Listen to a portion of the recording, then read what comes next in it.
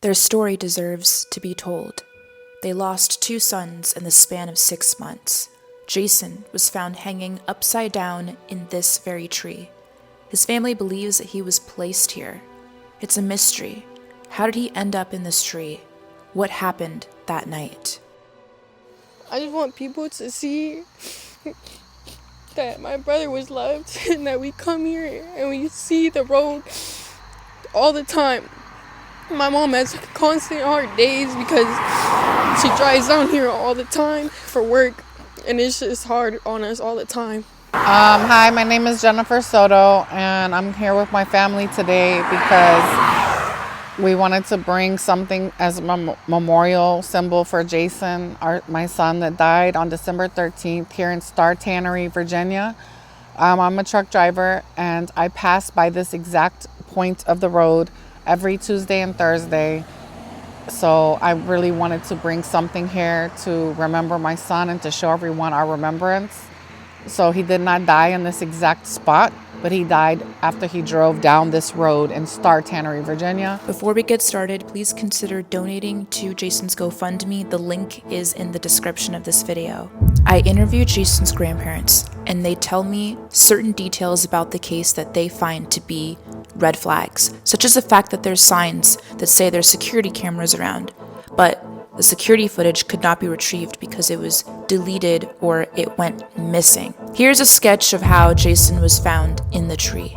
His foot appears to be stuck in the crook of it. His family thinks foul play. Here's a quick background on what happened. On December 13th of 2023, Jason left his home in Hagerstown, Maryland. He had a mental break.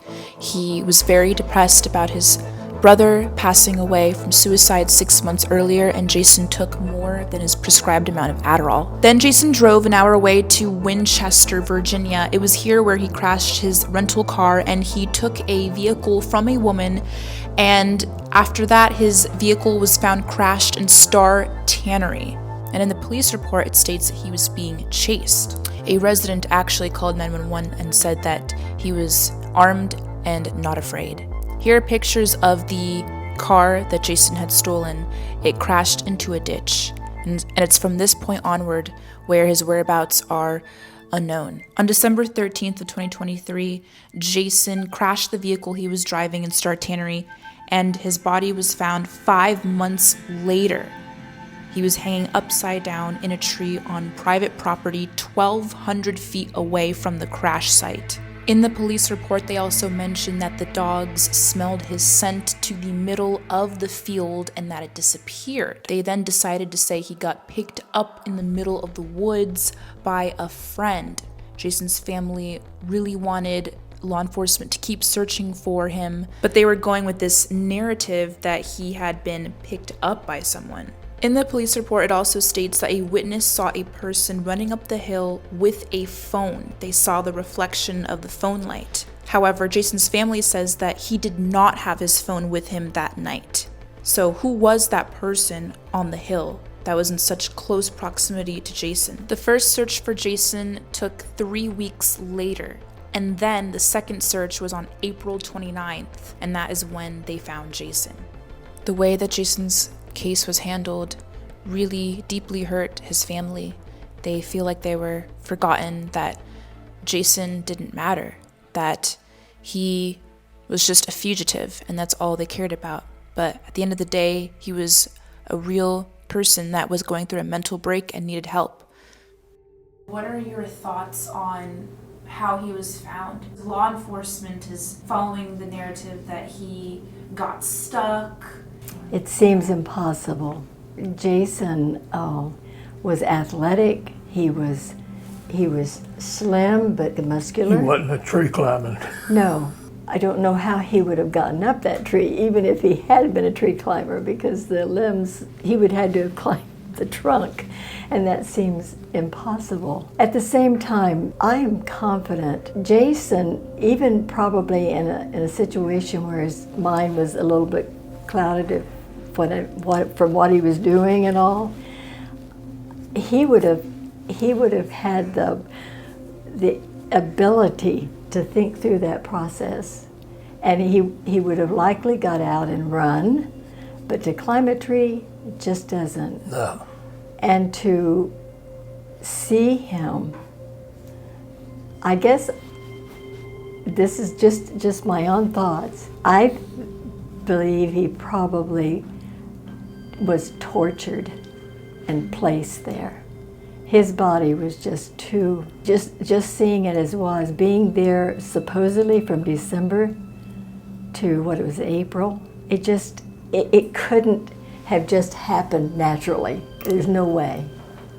And then the fact that a lot of the evidence, the way he was handled in getting out of the tree, or getting him down from the tree, was suspicious, and that things weren't watched carefully to keep the evidence clean so that it wouldn't be contaminated, like even using the chainsaw to cut a limb and all the clippings from the chainsaw falling on his body.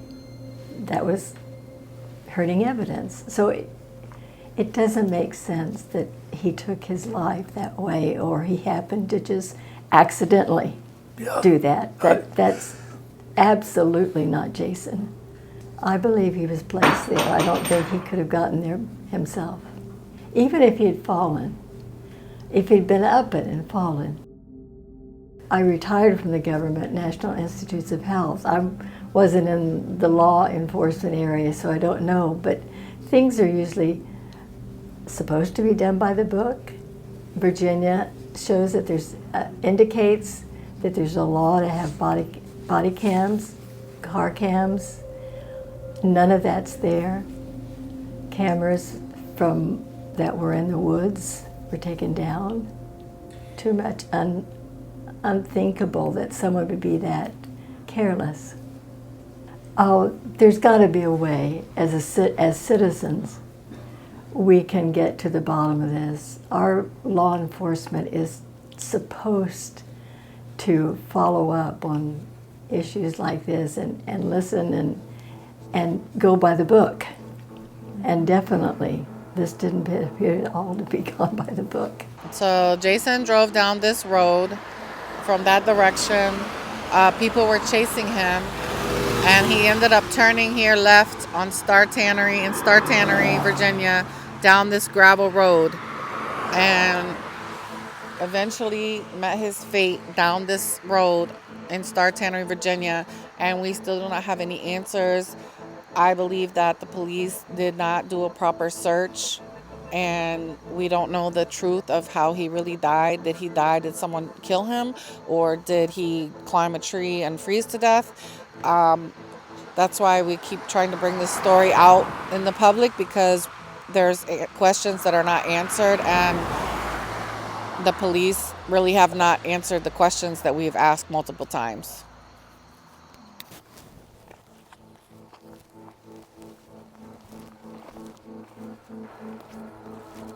Yeah, so this is the top of the hill, or the field. It's a hunting trail. This is the field where me and Karina were here in December. So you got the little cabin right there. And this is what they call the hunting trail up here. And then Jason was found right through those trees right there. So we're gonna walk over there to show. Yeah, so they made a trail. They machete. Yeah, they like cut all this down so that Yeah. they can get to the tree. Cause this is kind of thick, but the other, when we first were looking for Jason, the other forest we had to go through was way thicker and was really full of thorns. So can you just imagine him running through this in the dark? Yeah, like what, he have fallen? Like, I don't understand. Yeah, see right there? So I guess they left some tape behind. But yeah, this is it right here.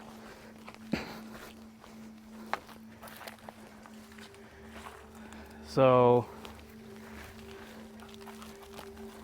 I just can't picture him climbing this as steep as it is. As steep as it is, there's no way that, especially if he was being chased, there's no way that he climbed up this tree. Look how high it is. Like, just, I don't get it. That's the branch right there. When they cut it, I just don't know. It just does, it's like impossible to climb it. Especially in the dark. Like, it was pitch black when he came. If he did run through here, it was pitch black. Let's say, you know, if someone did put him in a tree, it would have been more than one person. And right here, this is where his foot was. So a tall enough person, you know, is able to, someone on that side lifts him up, and then they grab the foot and bring it down, and then just go. And one of his shoes were missing, so they probably could have took it off and then do that to make sure it fit in. I don't know. No, well, his shoe was on this foot, the one that was stuck in the crook. So that's weird. Yeah, you're telling me you can't run. You can't run down. You can this barely hill. even walk without There's no falling. way you can run down this without falling forward and just straight keep rolling. You know what I mean? Like you tumbling. just keep falling and tumble Yeah. and tumble and tumble. Well, he was missing a shoe. His pants were ripped. His jacket. His jacket was untouched. It was like right here in that area. So let's say he did run and fell. You're telling me he fell through all this and didn't put one tear in his jacket? It just doesn't add up. And why would his jacket be laying on the ground when he's supposedly stuck in the tree? Why would he take off his jacket?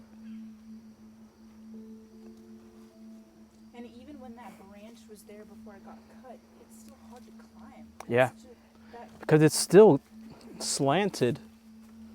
Doesn't go straight up. It's slanted that way. I don't know. Even if he climbed it to the top and fell, he wouldn't have got perfectly wedged in the crook like that. He would have definitely broke something. Something would have broke. And it's impossible to climb this. It is. In a pitch black, it's just not going to happen. Especially if you're getting chased, you're not going to think of like climbing a tree. This is crazy. Well, I wanted the world to see this. So, you know, they can judge for themselves, see it in the flesh. You know, do you believe that he climbed and fell and got stuck in the crook? Or do you believe there was something else that happened, aka foul play? You be the judge. I already know how I feel about it. Yeah, my brother would go on runs, so he had good, what is it called? Like he can just run for a long period of time. Yeah, he had good stamina, so why would he just randomly like come down this steep hill and then be stuck in a tree? Two things: he was being chased, and he had no choice but to climb the tree, or he never actually came down this way and just ended up here, and it was staged that way to look that way. It's actually not that far. So you're telling me in the winter on January 3rd when they did that second search, when they did the first search, you're telling me you couldn't have seen him down this way? It was no leaves. It was winter. It was so easy to see down this way. Because in the winter you can see far. With no leaves in sight, you can see very far into the woods. And he had a blue jacket that you could see. Yeah. That was laying on the ground. Yeah. And then Frederick County said that they launched a drone, and that drone actually passed through this area, but they didn't see him, and that they don't make reports for their drone launches. They don't document them, so they said they ran the drones for at least 2 hours. So I don't know. It's just so many possibilities. Like they could be lying. They could have done it and not actually found him, or maybe his body wasn't even here yet. We don't even know. Did you want to say something? Right. That's what I said too in the picture. It's like it was perfectly, like, perfectly picked. yeah.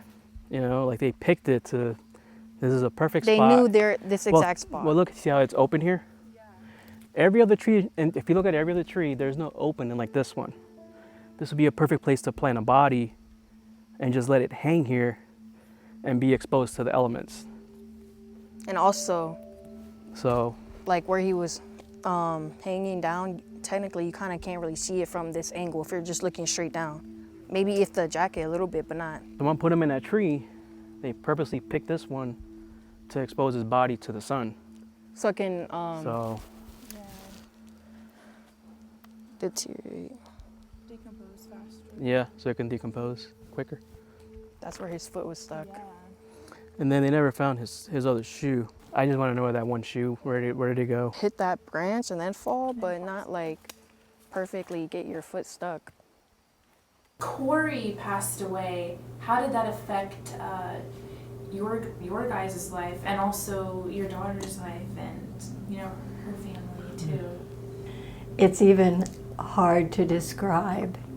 It was so unexpected, and we had no idea of some of the things that he was having to deal with at the military base in Washington State. But learned after the fact that it was much, much deeper and worse than we could ever expect. Corey was a real, he had a lot of integrity, honesty. When he was a little boy, he would always protect his things from the other boys. You know, he was always taking care of things. And we had gotten them a couple of those horses that are on a stick head horse for Christmas one year. And when he got ready to leave, to go home, he brought it to me, and he said, "Would you keep this here for me, because I think it will stay better." Sure enough, the other two, We're gone shortly. Adrian's and Christopher's, were gone shortly, but Corey had his for a good long time. That was just the way he took care of things. When he came to, he and Christopher, his twin brother, came to spend New Year's after Christmas with us. And this was when they were in high school, and Corey he spent a lot of time at the computer looking at colleges. And of course he was a good athlete, so he had opportunities there for scholarships. And then in the early morning, 4 o'clock in the morning, he would get out and run in our neighborhood, which was kind of hilly. And he'd run for quite a distance. He was very devoted to good health and his. So Corey was a gentleman, and he cared for his family. He loved his family. And if he felt Jason was having any problems, he was close to him. He protected him. He talked with him. And so I think their relationship was even closer than we would have realized on the outward appearance. But I think he was a stabilizing force for Jason.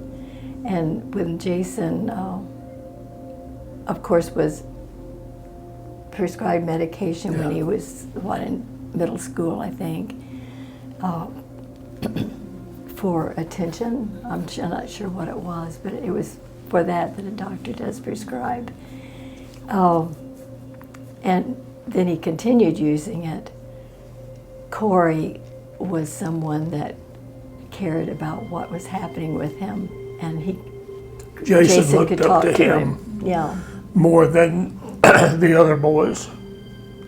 Jason looked up to Corey greater than he looked up to the other boys. And that was apparent too. Not that he didn't care and they all got along, but as boys get along or don't. So it affected Jason tremendously. We could see it immediately. From the time he was up and about and going, he was just always very curious and always active. He was a good kid. He just was very normal. as most kids are, asking questions and playing and all of that, like to be really active. He was loving to us. We had a really dear relationship with him. The kids would come over to our house almost every weekend, and we'd do things with them up at the park or a park. They were active, and we tried to be with them as much as possible. Once we went to Texas, we kind of, weren't able to be with them as much. Jason and Karina especially came out several times and enjoyed the stockyards in Fort Worth and The bulls. the bulls and the cowboys. So it was fun to have them with us. It was before high school, he and Karina had come, just the two of them. But anyway, they slept on the floor in our bedroom with us. And you think, okay, kids like that, they're not ready to do it. We had other bedrooms, but that one time they just had a great time. They slept on the floor and we spent the night together. It was fun. But and prior to that, when we lived in Maryland and he was growing, he was, born and then through elementary school. From the time they were little and walking, when we would come over to Delaware, to Ocean City, to the beach, had a great time doing that. And also every Easter, every Christmas, every holiday, birthdays, they would come out and hunt eggs on Easter, and we would always celebrate Christmas together. It was just a normal family, but close. So this is where they found Jason. We searched on that side of the hill. That's where we were allowed to search. We weren't allowed to come over here. And they were being strict about it. They kept telling us, do not go past blah, blah, blah area, So it was just kind of weird. Yeah, they just kept us away from here, which is very... Kept us out and the police out. Red flaggish. Yeah, they didn't want us over here. It's almost like they knew he was there, so... Oh, yeah. I did this in its daylight and I'm being careful. Yeah, this is just walking, so imagine running. His blue puffer jacket had no tears in it. 0. And this is during the daylight and I get scratched without a jacket. So, I don't know. Doesn't make any sense to me. So no tears on his coat, and then his coat is also found on the ground. But there was one big tear in the second. Yeah, like where his thigh was. Yeah, those, one of his left leg was the one that was hanging out, right? That was right. Trying to think. No, his pants was ripped open and his leg was exposed. So I don't know how that happened. An animal got to him, or... But even if it was an animal, why would the animal not keep going? Why would it just only do his thigh? That's a good question. That's a good question. Well, I believe that there was collusion between a group of people that I don't know about that own the property and the law enforcement. Either they're significantly related or they're just friends, but there's collusion there because there's too many unanswered questions that typically are going to be answered by an investigation. And I don't think there was any investigation on this one. They just took it as it was and said this is a case of, it's been hard for me to deal with it.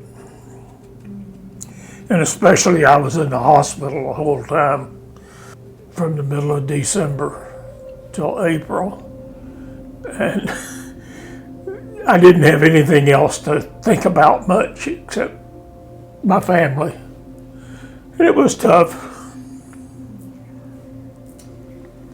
because I couldn't believe that what I knew about the legal system was happening. I considered that area out there to be incestuous, to be lacking in the normal day-to-day routine of police activity, and a good old boy redneck type area. So I just believe that they know what happened and they're unwilling to acknowledge anything until there's someone that will come in and force them to do so. You know, this is kind of taking it a step further, but to me, there were two sons in the picture when they were doing some searching. Oh. And you know, it seems like maybe they're trying to protect someone that was responsible. And it seems logical, okay, if it was sons, that's possible. I don't know. Oh. And then there was someone, a witness said they saw a person running up a hill with a cell phone, but we don't think that Jason had a cell phone. He didn't. We know he didn't. So who was that person running up the hill that was not far away from the tree? Did he encounter Jason? Like what?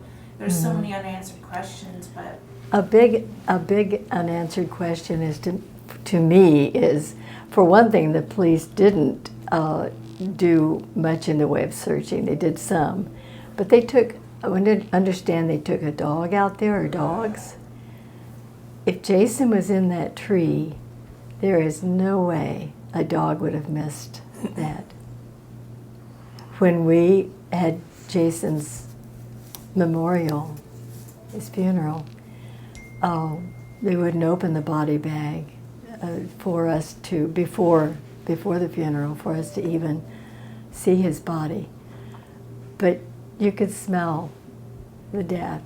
And I'm sure that wasn't, that would have been way back, that dogs would have picked up on that. Whether he was there or not there or what, but it just doesn't add up. Before I'd be satisfied, I think that the next level or two of law enforcement needs to recognize that there are problems with this case, and they are going to get in and investigate not only what happened, but who dealt with it and what the situation was with those people who were covering it up. It's not about vengeance. It's simply saying, you know, and as I watch Jennifer, his mother, she needs closure. And all of these unanswered questions doesn't really bring closure to her, nor respect of any sort to Jason. He wasn't a bad kid. He was a normal kid, but just like many, they struggle. And he had some things that really dealt him a blow with Corey's death. Well, there was some things in high school a year or two before that the Montgomery County also covered up. I don't believe they were open with what was going on in the high school. And that went on and on for months, and they still haven't done anything about the issue with Jason. So Jason was just a kid that certain types of individuals were able to pick on, and they did. And yet he was a good athlete, and I think the coaches recognized that, but I think everybody today is afraid of being honest about what's happening with any kid. I mean, it could have been Tom, Dick, or Harry. It didn't have to be Jason. I think there's others that got picked on too. The bullying that can go and can come to physical actions. I blame Montgomery County Schools for what's happened to Jason now. Why do you think this was handled so poorly and carelessly by law enforcement? Because I believe that they could have stopped it and dealt with it and made a big difference in his life. But he was living with the issues that other boys his age were putting on him. And the county school system did nothing, absolutely nothing about it. They've never proven they did anything about it. A little background, and you may have heard this before, but Jason was the fourth son that went to Seneca Valley. His two older brothers, Corey and Christopher, had both been good in football, and Corey was good in track, and they're larger framed boys than what Jason was. Oh, and then when they graduated and went on, then their other brother, his other brother Adrian, was a really good football running back. Better, actually. And actually won the Maryland award for the most touchdowns in one high school football game. So they all had some reputations of strength. So Jason comes along, and he's a good athlete as well, but he's a small frame, thin fella, and easily picked on that year and bullied. Especially here, his brother's pictures would have been in the hallway, and here's Jason. So it's, there's a lot of things that in a school climate can affect a kid. I also have another question. Why didn't they allow Jennifer to identify Jason's body? Why do you think that, or do you know? You know, I really don't know, because that's a mystery to us, because generally, I spent 12, 14 years in hospital administration, and we had lots of things happen in a hospital where a person passes away because of an accident or various issues, and they've got to be identified. And usually it's the next of kin that comes to identify whomever they can get. And in this case, my understanding is that they would not let Jennifer identify the body. They gave some excuses, but I don't believe the excuses. If you want to think out a little bit, the police had visited his brother Adrian, thinking that the family had been involved with his leaving and that maybe he was hiding away at their house or something. So whether you said why do they think or not let her, maybe they were thinking she was complicit in some way, hiding him or something. And I think maybe that even was mentioned in a conversation. I recall that may have been said. That may be why they didn't, but it doesn't make sense, because every other, if you even watch TV, which it doesn't seem like there's a problem. I don't buy that, because somebody had to visibly identify him, and it didn't matter complicity or not. Yeah. They had to identify him, and they wouldn't let him, and it was done through DNA, and that was prolonged, as I understand. Yeah. So she really was never able to see him before he was totally through a medical examiner and anthropologist. And by then his body was too far gone.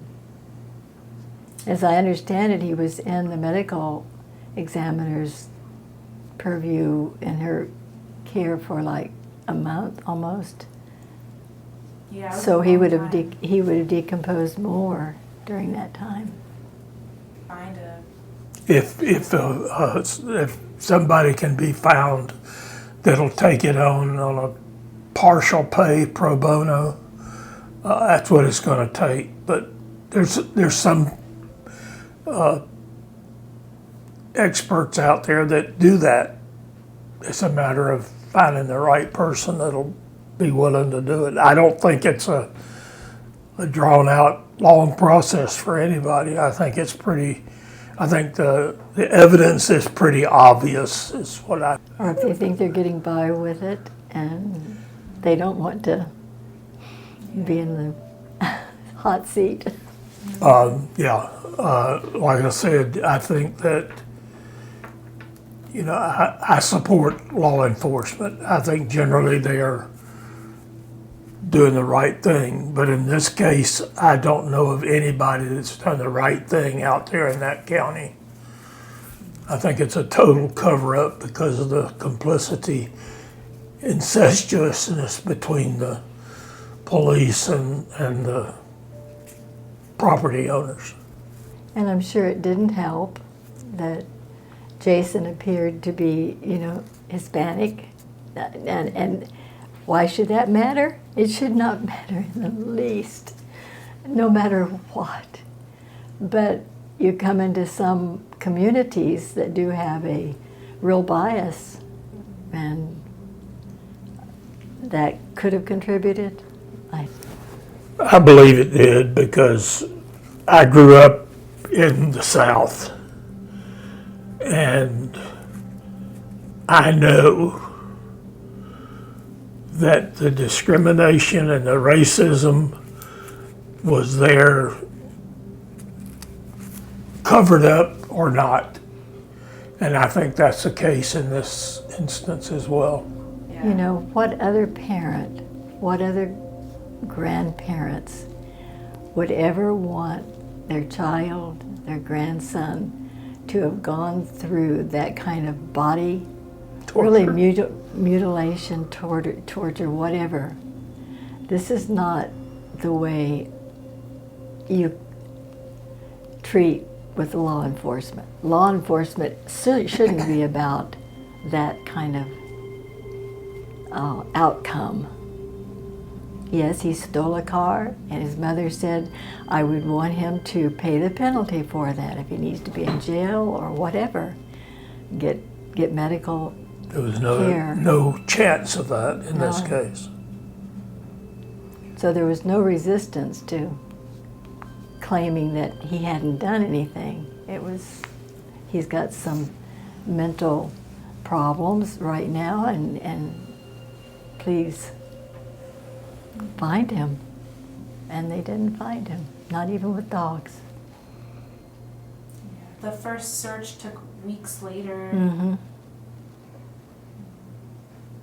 And they wouldn't, they were against my son-in-law, Benny, using a drone as he was, they invited him out to help search the family or friends, and wouldn't pushed back a bit when he took a drone and wanted to use it. It likely would have seen. Why didn't the police do that? If it was, it's heavily wooded, so it may have taken that, other than the dogs. Well, it might have been heavily wooded, but this was wintertime and all the leaves were off the Yeah. trees, and it was pretty open, I'm sure. So if he was there, he surely would have been seen. So, Life will never be quite the same. I think any family would feel that way, and I wouldn't want to see it to happen to any other family. And we know so much does go on that we want our story to be told. He was a loving boy. He always would hug us and He was tell us friendly he to loved us. everybody. I don't understand why the evidence is not turned over to the family or to a family's attorney. I mean, you hear about all of these incidences out here, and the families generally have to fight to get the evidence back, but they usually do. I think in this case, it's going to probably take a judge to tell them to turn it over. Again, It's I gotta believe be. they're complicit in not doing everything they could, either when they knew he was troubled, right there at the end. They knew he was upset, and they allowed it all to happen, and then now Jennifer cannot get the final reports, and that's usually done through FOIA, and that's even apparently not being accepted or followed through on, so. We recognize that the military, the Army is kind of a harder area to get through if they, for some reason, want to withhold. But still, as citizens, we have that right, Jennifer has that right, to get that some information, to know what was happening to her son. Even the fact of making the decision to allow him to leave the investigation and go have lunch by himself with no, if he was, They knew he was troubled at that point. if they were actually investigating him for something that was seriously a crime or whatever, then why allow him that freedom to go out alone? Yeah. Some of these things doesn't seem logical for the organization you're dealing with. They can be so particular and precise about their procedures, and that seems like a tremendous flaw in a procedure of investigation. Somebody had to cause it to happen. You had to be hit hard in the head with something. I mean, I'll give you an example. January of 23, I went out in the yard to help somebody get a drone out of a tree, and I fell backwards and hit my head on The driveway. street pavement. It gave me a bloody head, maybe some type of a concussion or something, but it takes a lot to break a skull open. He fell full body back, so it wasn't. It was my whole That was weight. from standing. So, the skull wasn't broken. Now, every situation isn't the same, but that certainly Somebody had to do that. It's just not a normal thing, especially up in the woods. Even if you fell out of a tree, you'd have to land on a rock to do any damage. Yeah. not the bark of a tree, which is fairly soft in many ways.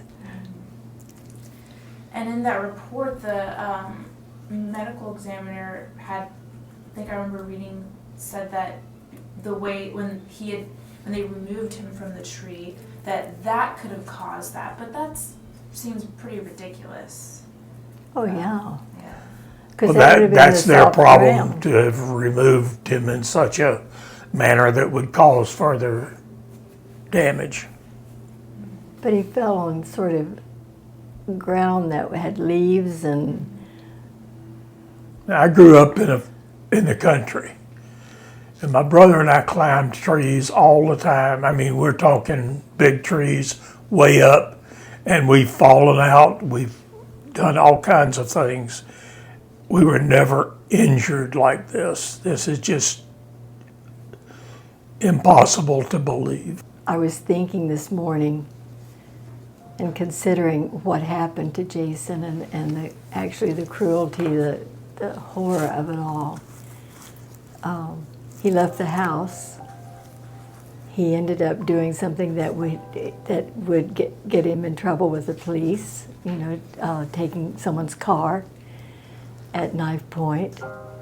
But he didn't harm the person, as I understand. Oh, and to think that his life ended in such a tragic way, for him to have done that just seems almost unbearable. It's like all of his worst nightmares would have come to fruition. That's hard to contemplate. Jason's family still has his evidence box. No DNA testing was ever done on his clothing. Both jackets, a shirt, underwear, one sock, one shoe. Yeah. And I think the pocket knife is in here as well. So whoever helps us with the case, we can get a PI or someone. To be truthful with you, they're not trained. Winchester is a city. There's no forest or nothing in Winchester unless you go to the park. They have no clue what they're doing. As Lieutenant Singh says, they'd be like her. We'd have to find them too. So unless we put them on a team, this is not their forte. They've never done it. But I went to Detective Nang's office on Friday with my husband a day and a half after he was missing, and I told him, can you please search for him, because I feel like he either died or was killed, because he just not called me. And he said, we don't have the resources. And then he said, but we might be able to call the U.S. Marshals. And that was on the 15th of December, but then he never did anything. You guys are the only ones really that... Because she called you, what was it, 6 weeks ago? We spoke a bunch of times. When you called Niang and you spoke to him. Mm-hmm. Remember that? Well, here's the biggest issue on our end. We kept getting conflicting information that he was already left the area. By who? By who? Winchester. That's why PD. the U.S. Marshals. Yes, they sent him to my other son's house in U.S. Baltimore. Marshals do not search the woods for people. No. Why would he Marshals- say that then to me? We can U.S. ask the U.S. Marshals Marshals. search for fugitives. Well, I don't know why I say that. I'm just telling you, we kept getting conflicting information. He's there, he's not there, he's there, he's not there. So is that why it delayed the searches? The big searches?